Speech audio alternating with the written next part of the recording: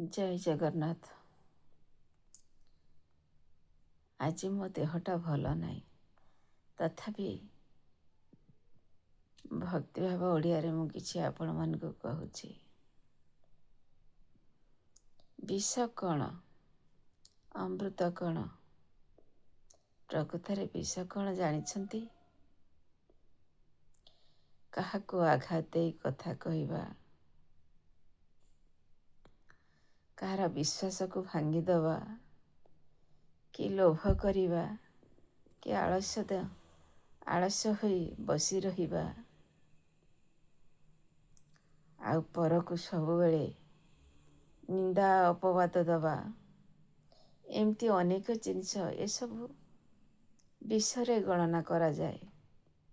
ଆଉ ଅମୃତ କାହାକୁ କୁହାଯାଏ? ଯେତେ ଦୁଃଖ କଷ୍ଟ ଆସୁ ଆମ ଜୀବନରେ ହସି ହସି ସହିଯିବା, ସମସ୍ତଙ୍କୁ ମଧୁର ବଚନ କହିବା, ଅଧିକା ଲୋଭକୁ କରିବା ନାହିଁ, ଆଉ ସମସ୍ତଙ୍କୁ ସମ୍ମାନ ଦେବା, ସମସ୍ତଙ୍କୁ ସଂସ୍କାର ଦେବା, ଏସବୁ ଜିନିଷ ହେଉଛି ଏକ ଅମୃତବାଣୀ। ଆର ଅନେକ କଥା ବି କହିହେବ, କିନ୍ତୁ ଦେହ ଖରାପ ଯୋଗୁଁ ମୁଁ ଅଳ୍ପ କହୁଛି।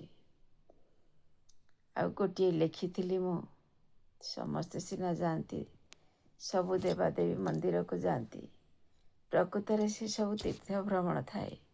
ପୁଣ୍ୟଫଳ ଥାଏ ସତ, ତାଠୁ ବଡ଼ ପୁଣ୍ୟଫଳ କେଉଁଠି ଥାଏ ଜାଣିଛନ୍ତି? ଆମ ଚିନ୍ତା ଚେତନା ଭାବନା ଯଦି ସୁନ୍ଦର ଥିବ, ମଧୁର ଥିବ, ଆମର ଭାବଟି ଯଦି ବହୁତ ଭଲ ଥିବ, ଆମେ ନିଶ୍ଚିନ୍ତ ପୁଣ୍ୟଫଳ ପାଇବା। ଭୁଲ ବୁଝୁଥିବା ଲୋକକୁ ଯଦି ଆମେ ସେ କିଛି ନ ଜାଣି ଭୁଲ ବୁଝୁଥିବେ, ସେ ଲୋକ ସେଥିରେ ଭେଟ ହୋଇଗଲେ ସେ ଭୁଲ କ'ଣ ଠିକ୍ କ'ଣ ସେ ଜାଣିପାରିବେ। ଏହା ମଧ୍ୟ ନିରାଟ ସତ୍ୟ। ଗୋଟିଏ କଥା ମୁଁ ଲେଖିଥିଲି, ବୋଲି ପାରୁନାହିଁ ତ କଥା ମାଧ୍ୟମରେ କହୁଛି। ଘର ମନ୍ଦିରେ ଠାକୁର ତିନୋଟି, ଶାଶୁ ଶ୍ୱଶୁର ସ୍ୱାମୀ ସେ ଅଟନ୍ତି, ଆଉ ତାଙ୍କ ପାଦ ଧୂଳିକି ମୁଣ୍ଡରେ ଦେଲେ ଭଳି ସବୁ ଦୁଃଖ ଯାଏ ଦୂର ହୋଇଟି। ଏଟା ମୋର ନିଜସ୍ୱ ଲେଖା ଥିଲା।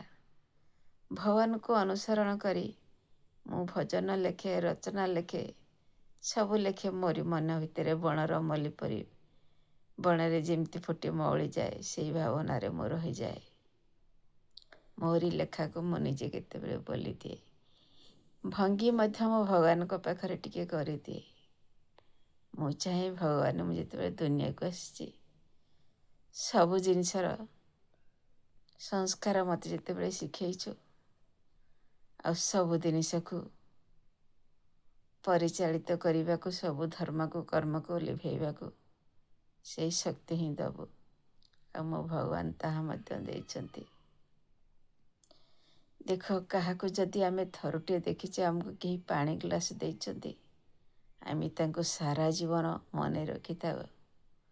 ଆଉ ଯେଉଁମାନେ ଭୁଲି ଯାଆନ୍ତି, ପ୍ରକୃତରେ ସେମାନେ ମଣିଷ ହେବା ପାଇଁ ଯୋଗ୍ୟ ନଥାଏ। ତାଙ୍କର ଅହଙ୍କାର, ତାଙ୍କର ଗର୍ବ ଗାରିମା ତାଙ୍କୁ ଭୁଲ ପଥକୁ ନେଇଯାଇଥାଏ। ଆଉ ଯେଉଁମାନେ ଭୁଲି ନଥାନ୍ତି, ସେ ଏକ ମହତ ଲୋକ ହୋଇଥାନ୍ତି। ସେମାନଙ୍କୁ ଲୋକ ଚିହ୍ନିବା ବହୁତ କଷ୍ଟକର, କିନ୍ତୁ ଭଗବାନ ଚିହ୍ନନ୍ତି। ଆଉ ସେମାନଙ୍କୁ ଯେଉଁମାନେ ଚିହ୍ନିବାକୁ ଚାହୁଁଛନ୍ତି, ଫେସ୍ ଟୁ ଫେସ୍ ସେମାନଙ୍କ ସାଥିରେ କଥା ହୁଅନ୍ତୁ, ତାହେଲେ ସେମାନଙ୍କୁ ଚିହ୍ନିଯିବେ। ଦେଖନ୍ତୁ, ଏ କଳିଯୁଗରେ ଯାହାକୁ ଲୋକ ତାଙ୍କ ଜୀବନଠୁ ଅଧିକ ଭଲ ପାଇ ସାହାଯ୍ୟ କରିଥିବେ, ତାକୁ ଭୁଲି ଯାଆନ୍ତି, ସମୟକ୍ରମେ ତାଙ୍କୁ ଭୁଲି ଯାଆନ୍ତି। ମୋ ମତରେ ଭୁଲିବା ଠିକ୍ ନୁହଁ। ଯିଏ ଭୁଲିଯାଏ, ସିଏ ସିନା ମଣିଷ ତାଙ୍କୁ ଭାବନ୍ତି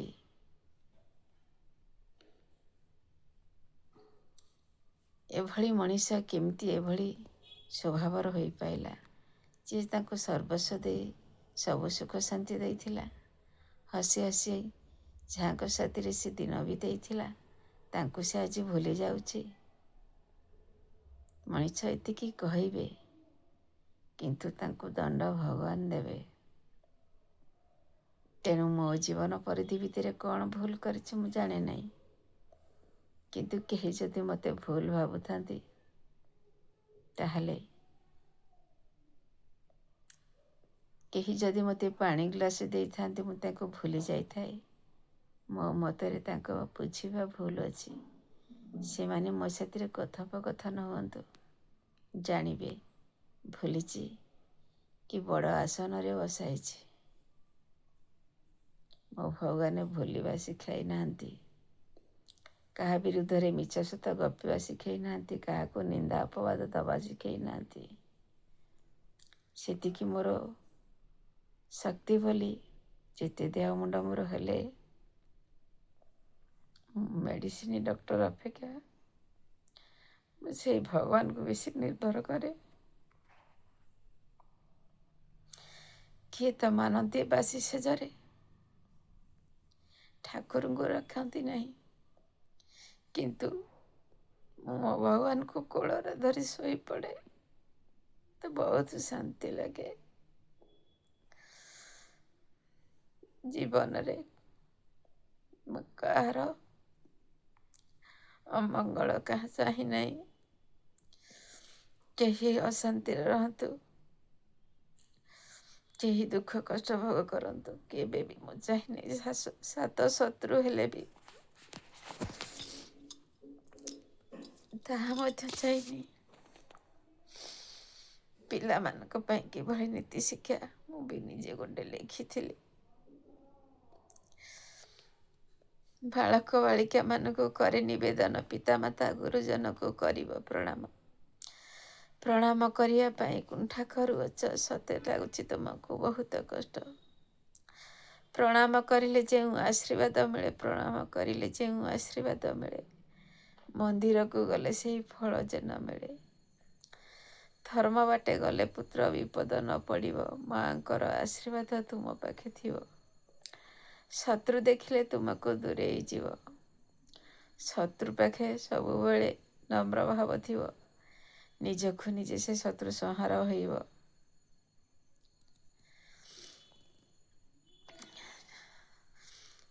ଆହୁରି ଅଧିକାଟେ ଲେଖିଛି, ଆଉ 4-5 ଧାରି, କିନ୍ତୁ କହିପାରୁନାହିଁ।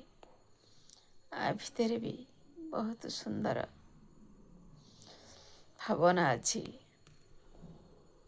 ଆଉ ମୁଁ ସେଇ ଭାବନାରେ ମୋ ଜୀବନକୁ ଗଢ଼ିବାକୁ ମୁଁ ଭଗବାନ ପାଖରେ ସବୁବେଳେ ସଂଘର୍ଷ କରେ ଛୁଆଟି ବେଳୁ। ଆଉ ସେ ସଂଘର୍ଷର ଫଳ ଦେଇଛନ୍ତି ଭୁଲ ବୁଝିବା ଲୋକଟି। ମୋ ସାଥିରେ କଥୋପକଥନ ହୁଅନ୍ତୁ, ମୋତେ ଠିକ୍ ଚିହ୍ନି ପାରିବେ। ଆଉ ଅନ୍ୟମାନଙ୍କ କଥା ତ ମୁଁ ଦେଖିକି ବି କହିପାରିବି ନାହିଁ। ସେଥିପାଇଁ